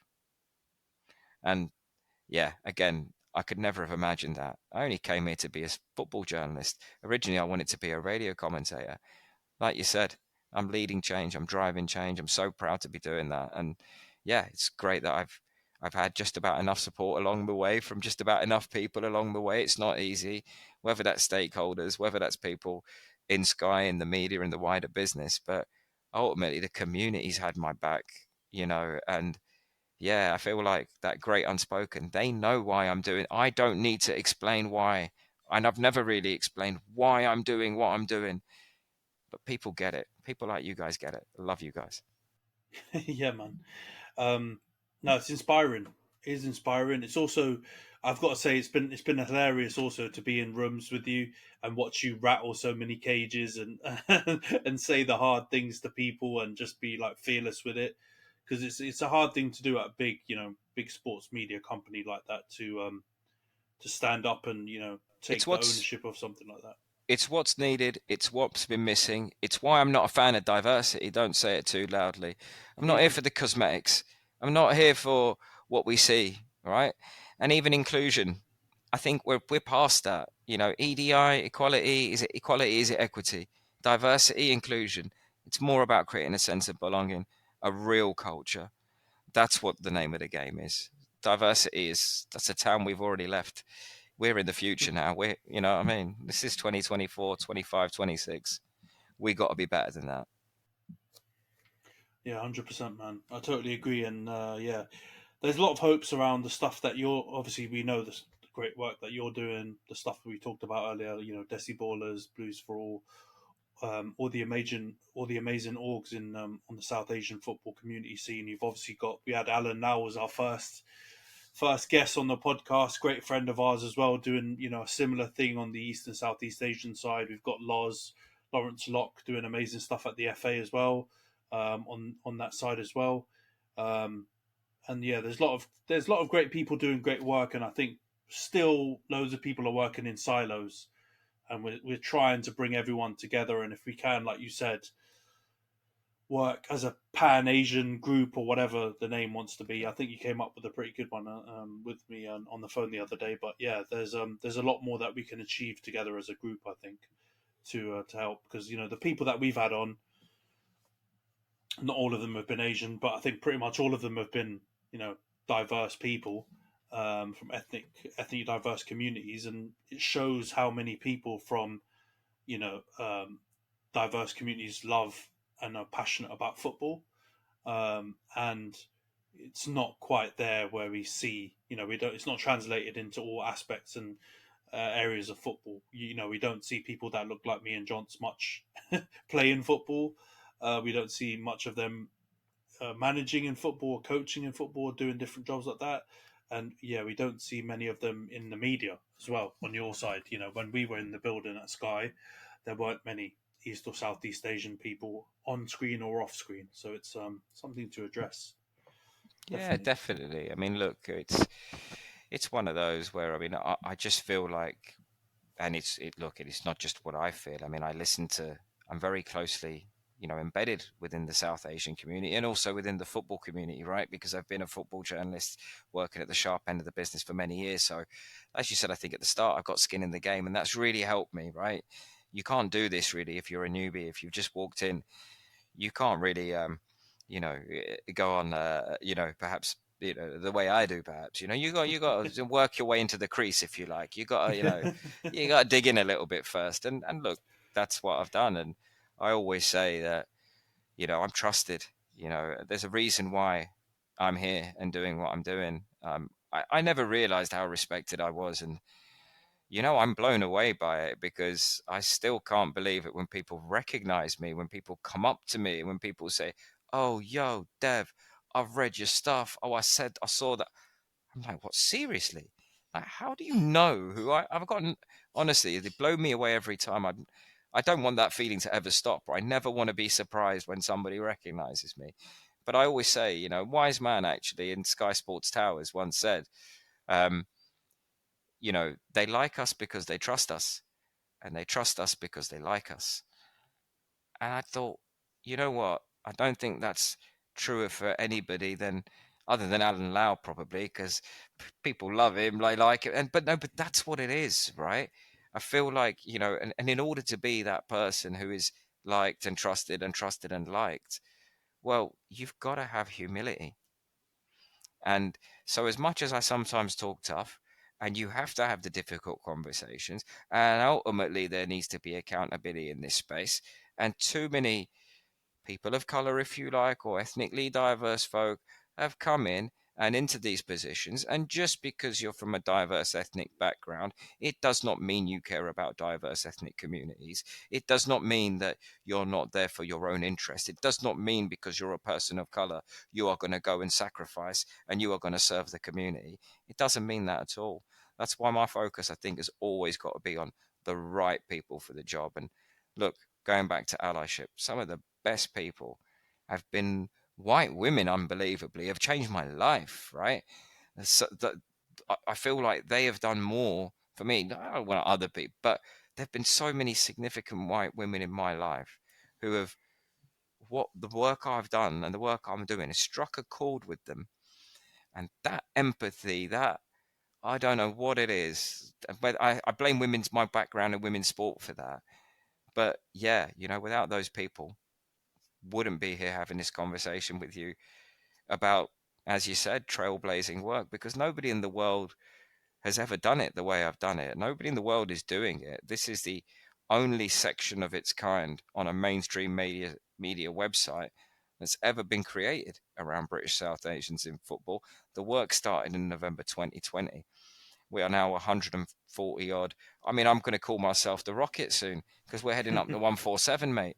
147 weeks, end of next month. Actually, I think it lands around National Inclusion Week, ironically. So I feel like there's got to be a bit of a party for that. No, we have to, definitely. But yeah, we definitely have to celebrate. Time of my 100%. life. Time of my life.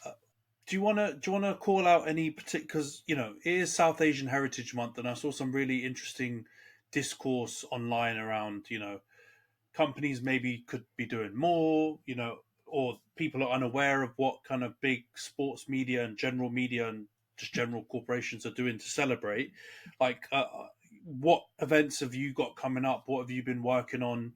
Anything in particular that you want to call or shout out? Well, look, I can give you the exclusive. You're getting the exclusive here. I haven't even told them. Here But we go. Wolverhampton Wanderers on August the 16th. And listen, everyone's invited. And actually, there's a big East and Southeast Asian story with Wolverhampton Wanderers as well. So I think there's a little something for everyone maybe at that event, Wednesday, August the 16th, with the football club, with club staff, with the Punjabi Wolves, with other practitioners in the game.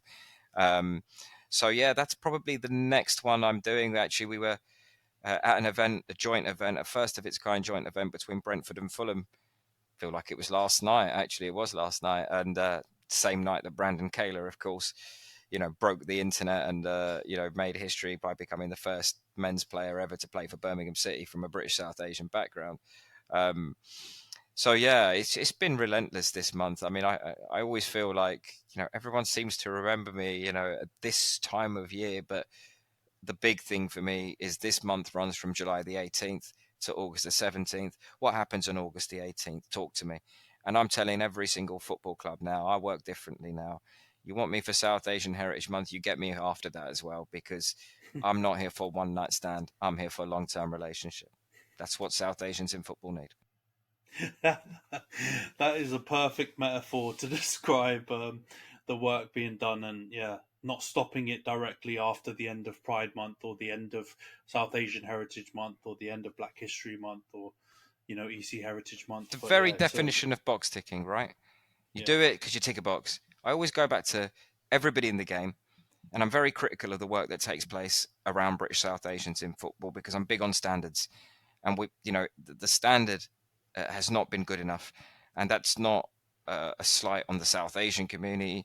It's not the slight on the football community. It's not a slight on the wider community. It's a slight on every community. Okay, everybody needs to do better. That's why I say raise your game. I don't care if you're a parent. I don't care if you're a player. I don't care if you're a scout, a manager, a media mogul. I want to see more from you. I need to see more from you. Raise your game for diverse ethnic communities. And if you want to know how it's done, come and have a chat with me. Simple as. No, 100%, man. And I think we all, we've talked loads and loads off camera, and we obviously been doing other work together and stuff like that to support each other's community. But I think where we'll leave this section and probably the podcast in general is just to try and encourage and support, as you called it, Pan Asian uh, involvement in football, and try and kind of foster a more supportive relationship and not have things like Asians in football when we exclude certain groups, and try to be, like you said, as inclusive as possible, and make sure that when we say Asian, we really mean Asian. We really mean we've got everyone within that huge continental group at heart, and we're working on it from a really inclusive, and as you said, belonging is a really key thing. There's a lot of British Asians of many different groups or nationalities or ethnicities, and we want to see all of them win. We want to see and we want to see us as a collective all at least see ourselves and feel like we fit into this game that we love. But Johns, we have a very special question, don't we, for guests? And I'm going to let you say something because you've been absolutely mute for about half an hour. No. I mean, I think the one point I wanted to make, and this is really the point that stuck with me, is that it is all about a sense of belonging. And I think, I don't know about you, I know the answer for both of you, but we all love the game so much. I know that it's been such a big part of all of our lives growing up, from whether we were playing it, watching it, whatever else, commentating on it. We love the game, and we understand how much good the game can do in the right format, communicate in the right way. And it's almost as if there's a party going on, everyone's having a lot of fun at the party, and I think the point is everyone needs to be invited to that party. We all need to get a chance to enjoy this beautiful game. It's not always beautiful in some of the things that happen in it, but we know at its purest form, this is the game that we love, that has all brought us together, and it's the reason why this podcast exists in the first place. So I really love that message. I really love the idea of the sense of belonging and getting everyone together. And I think the question is, and this is a question we ask all of our guests, dead or alive, playing now or playing before, Dev, who is your favourite Asian footballer of all time and why? Oh, I mean, look, that's such, and I'm going to answer this, I suppose, in true Dev Trehan fashion. But if you're going to ask me Asian footballer, I'm going to give you two. I'm going to give you a South Asian footballer, and I'm going to give you an East and Southeast Asian footballer as a treat. And I'm going to start with the latter. For me, I think it's such a tough one, because I think Maz Pacheco, who's Filipino, played at Liverpool, played at Reading, played at Aston Villa, has just signed a new contract at Aston Villa, a left back by trade, a lawyer, qualified lawyer, someone who I actually first met when she was 17 years old, playing at Liverpool for Matt Beard in his first spell in charge at Liverpool. She was a teammate of Farrah Williams, a teammate of Katie Zellum, who's obviously at the Women's World Cup now with England. She's got to be right up there. But Neil Etheridge as well. I absolutely love Neil. What a great role model. Again, Filipino, mixed heritage, and yeah, an absolute icon by all accounts in the Philippines. Like, there's Manny He's a Pacquiao, there's a few. superstar, yeah. He's I had no idea, right? And I just want to, bro, can I just hang out with you like pre-season, like when you go on holiday, right? Just take me with you. I'm here with Neil Etheridge, right? I want to but Hidetoshi Nakata is the one for me, right? Like Palmer back in the day. I mean, now he was a proper baller. I know Shinji Kagawa came afterwards and had an amazing spell at Borussia Dortmund. Maybe not quite hit the heights at Manchester United, despite a big fanfare. I quite like Junichi Inamoto, actually, just because he went from Arsenal, went to Fulham and scored a hat-trick for Fulham in a European game, actually, their second season in the Premier League. But yeah, Nakata for me, I think Hidetoshi Nakata at Parma, attacking midfielder, he was an icon. He was an oh, icon. absolutely. And just icon. one I felt like, we should have seen more of, against in England and against English opposition. I feel like it would have been a real treat to have a prime Hidetoshi Nakata in the Premier League at the time. But going back to the South Asian part, you did say Asian player. I feel like I've given you 3 East and Southeast Asians there. I mean, honestly, I'm making a mockery of this question. I suppose it's not fair, I don't think, for me to pick a current South Asian player because I absolutely love all of them. Do you know what I mean? I love every single one of those kids. And they are kids, I always see them like that. And, but it'd have to be Michael Chopper, I think, someone who's, never really had, I don't think, the respect he deserves in this game. And there are reasons for that. Off-field issues, very well documented. He's fronted up. And again, probably hasn't even had the respect in that sense as well about being able to come out and talk so openly about some of the issues that affected him during his career. But kid who started off at Newcastle United, went to the same school as his hero, who was Alan Shearer at the time. And like his hero, he was a goal scorer and also later had a chance to play with him and played at the Nou Camp, no less, against Barcelona in the Champions League for his boyhood club, Newcastle United. Somehow managed to get away with going and playing for Sunderland as well and scoring, I think, in a derby game for Sunderland against Newcastle, if I'm not mistaken.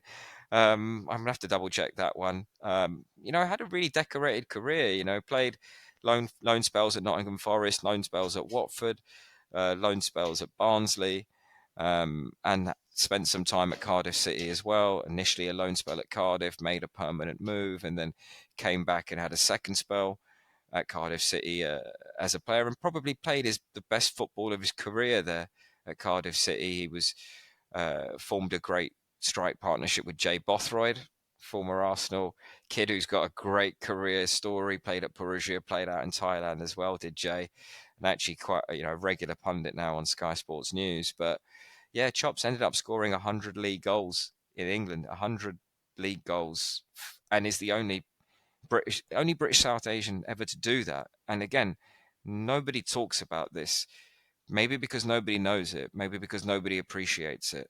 Our stories matter, whether we're South Asians, whether East Asians or Southeast Asians or Middle Easterns, or whether we're from Africa, whether we're from the Caribbean, whether we're from Uzbekistan or Mongolia. We need to see our stories being told. That's why I'm so passionate about it. Michael spent some time in Scotland playing at Alloa Athletic. I got to spend a hell of a lot of time with him in India when he had 2 spells at Kerala Blasters. And those were great times. But yeah, for me, Michael Chopra. And then really, I should give this one to somebody who at the time when I started out my career, I had no idea this player was of South Asian heritage. He's an absolute legend at his football club. He's one of the best players ever to kick a ball for his football club. And that football club has just been promoted to the Premier League. And that's Ricky Hill. And I had the unbelievable honor and privilege to actually break that story that Ricky Hill was in fact the first and remains the only British South Asian ever to play for the full England men's senior national team. We didn't know it at the time, but actually Ricky's dad, his whole dad's side of the family are Indian. They come from Lucknow, Uttar Pradesh, in the northern part of India.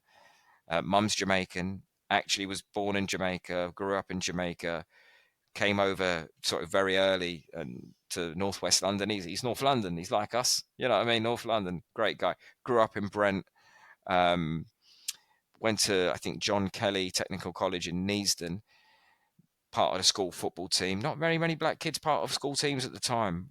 They played in a cup final, I think it was somewhere around Bedfordshire, Dunstable, that sort of area. And driving past was somebody who was synonymous with Tottenham Hotspur, synonymous with Luton Town. That's a chap called David Pleat, legendary football manager, of course. And it was old school, right? He'd just seen out of his window, some kids, playing in this final, didn't have any idea it was a final, and walked over and said, "Who is that kid in midfield?" And that kid in midfield was Ricky Hill, and he signed him up for Luton Town and played first team football as a teenager at Luton Town and had, some horrific injuries. And look, Ricky Hill is a player who's come from a generation where they were suffering dogs abuse.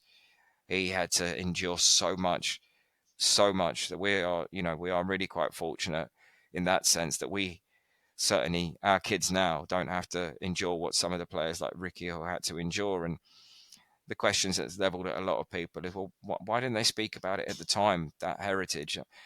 I'm not being funny, but when you're getting, when you've had your leg broken, as Ricky Hill did as a young man on the pitch, away from home, and the whole crowd, or not the whole crowd, but a significant proportion of that crowd is hurling racist abuse at you when you're lying on the floor with a broken leg, I think Ricky Hill can be excused for not wanting to fess up to being South Asian, on top of being a very obvious black footballer as well.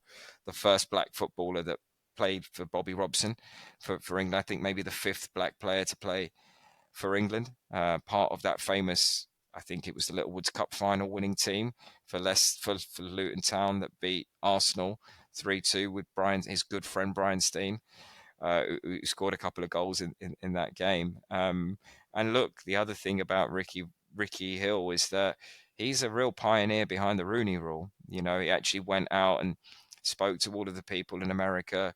Forgive me, you're going to have to forgive me. I do know the story, but I've forgotten their names and I don't want to get them wrong. But actually came over and had discussions with the EFL about trying to adopt the Rooney Rule here in England. Was met with a lot of resistance at the time. And, nowadays we have this thing called the Football Leadership Diversity Code, which, it's not mandatory and not enforceable. But it's thanks to people like Ricky Hill who have been real trailblazers in this game. He's someone I wish I'd have known. And yeah, I'm just really, quite proud of that story as well. That when I dropped that story, I put to bed one of the biggest myths about Asians in football, or South Asians in football, whichever one you want to call it. When is an Asian kid going to play for England? When is a South Asian kid going to play for England? Well, guess what? It's already happened. That's changed the game, that has. Yeah, man. So again, something did not know. I did not know Ricky Hill was part South Asian, and it's really important that so much history has been lost. And I know you kind of cheated on that answer because you've given us about 5-6 names for that. Easy. So you've done a real sneaky and one no there, current players. Well, except for the East and Southeast Asians. I don't mind naming current and East and Southeast Asian players, but I will get pelters if I name a South Asian player and don't name them. Nah, that's fair. I think Ricky Hill was I'm fine if you go for him because obviously a trailblazer and yeah, Chopra's a great one because I remember his days at Cardiff and he was a gunman. He used to score so many goals, and yeah, he was just one of those players who he was almost like a Jermaine Defoe type character. He was just concentrated on scoring goals and just have an impact. And he was definitely of our generation. I think me and Johns, we definitely remember Michael. Oh, I remember him at Newcastle very very clearly. Yeah. And the Asian, the East and Southeast Asian ones are good shouts. I don't think anyone has chosen Nakata yet, but he's definitely it's the biggest miss. The fact that no one's chosen him because he is like one of the most iconic East Asian players I can think of. Yeah, goal Lazio, Football Italia. He was part of that legendary almost Parma team, wasn't he? That just had so many star players in it, and he was, just a trailblazer, man. So yeah, it's great getting that insight. I'm going to throw in one more for you, only because I was there when she signed for the club. And I think at the time, nobody knew if she was going to be there 6 months, 1 year, 2 years. I think she ended up staying for at least 7. And that's Ji So-yeon, South Korean international, who used to play for Chelsea ladies back then, and obviously Chelsea women now. But Ji, what a baller that girl was. Absolutely loved watching her play. And I think, if I'm not mistaken, picked up FAWSL Player of the Year on at least one occasion, and I think maybe even PFA Women's Player of the Year, because it was only just introduced sort of around that sort of time. But phenomenal talent, and love the fact that no one else has gone for Nakata. I'm pretty sure no one's going to go for Ji So-yeon. So no, definitely not. That's my contribution for East and Southeast Asians honestly, during South Asian Heritage Month. I love it. You've done a great job. That's something that people haven't. I don't think anyone that's come onto the pod so far has mentioned a women's football player. So you've done a great job in catching us up a little bit, because another shout on that, and it was actually Desi Ballers who taught me this, but I had no idea. Sam Kerr had South Asian heritage, and she's like an absolute baller and absolutely smashing up the WSL, and did decent at the Women's World Cup that's going on right now as well. So yeah, there's a huge area for us to dig into on that side as the podcast develops. But man, I'm very aware that we're close to 2 hours. I knew this was going to be a long one because we had so much to catch up on, and yeah, you're doing so much great work. I wouldn't want us to do a whistle-stop tour through all of the great things that you're doing. So thanks a lot for coming on, Dev. We'll definitely have to get you on again in the future. And it was amazing to have you on, man, and real honor to hear about all the great stuff that you're doing. But yeah, we'll wrap up the pod here. So first of all, if you're listening on audio-only platforms, Spotify, Apple Podcasts, that kind of stuff, please remember to follow and leave a 5-star review if possible. All the engagement we can get will help. We're trying to grow the podcast as much as possible, and yeah, that's the kind of stuff that helps us kind of improve our visibility on the algorithms and all that. And if you're watching on YouTube, make sure to like, comment, subscribe, share the video with your friends or anyone who cares about football, especially Asians in football or South Asians in football. South Asian Heritage Month, it's really an important time. So yeah, that would really help as well. But yeah, Johnson, any last words before we wrap up? I just want to say a big thank you to Dev coming on, and I understand why everyone speaks so highly of you. You are a legend, and I definitely hope you can come back on again. Hopefully not too far away. Hopefully it can be relatively soon, because I mean, that's why I didn't want to speak too much, because I got to listen. I got to take it in, keep my mouth shut, and really understand where you're coming from. So I'm so glad you're coming on here, and yeah, I really hope you can come on again. You try and stop me from coming back on again. Honestly, Dev, right? For context, I have to tell you, it is an honour that Johns was quiet when you were talking, because it's not half. It's a hard task to try and get him to not jump in and tell you you're talking out your ass or something like that about football opinions. So you managed to keep him stum. So he's not a biased United fan. I don't need to do that. It's all right. And on that bombshell, we'll wrap up the pod. So thanks a lot, Dev. Thanks a lot, Johns. And see you guys soon. Love you, boys. Thank you.